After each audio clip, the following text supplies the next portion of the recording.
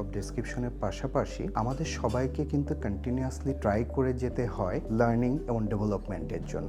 এবার যে বইগুলো আমি বের করেছি এটাও সিরিজ অফ 5 বুক। এটাকে বলা যেতে পারে যে গত বইয়ের যে 5টা বই ছিল তারই চ্যাপ্টার 2। এই বইগুলো বেসিক্যালি আমি লিখেছি হচ্ছে কর্পোরেট লার্নিং এবং ডেভেলপমেন্টের জন্য। আমি বিশ্বাস করি যে আমরা যারা কর্পোরেটে আছি তারা সবাই সাকসেসের স্টোরি ক্রিয়েট করতে চায়, আমরা আমাদের সাকসেসের ফুটপ্রিন্টটাকে রাখতে চাই। বাট যেটা হয় যে কর্পোরেটে যারা চাকরি করে তারা না সবাই যেই জব বা যেই ডেসক্রিপশনের জন্য সে রিক্রুইটেড বা অ্যালোকেটেড বা প্ল্যান্ড অর ডিজাইনড সে সেটার মধ্যেই ফোকাস হয়ে যায়। সে তার জব ডেসক্রিপশনের মধ্যেই চেষ্টা করতে থাকে, ট্রাই করতে থাকে বা এক্সপোজ করতে থাকে। যেটা সে মিস করে যায় সেটা হচ্ছে যে আমাদের এই কর্পোরেটের জব ডেসক্রিপশনের পাশাপাশি আমাদের সবাইকে কিন্তু কন্টিনিউয়াসলি ট্রাই করে যেতে হয় লার্নিং এবং ডেভেলপমেন্টের জন্য, এবং বেশ কিছু অ্যাটিকেটকে আমরা মিস করে যাই বারবার। অথবা আমরা যে সাস্টেনেবল ওয়েতে আমাদের লার্নিং ডেভেলপমেন্ট নিয়ে কাজ করব বা নিজেদেরকে আপগ্রেড করবো, আপলিফট করবো, এলিভেট করব, সেই জিনিসটা গাইডলাইন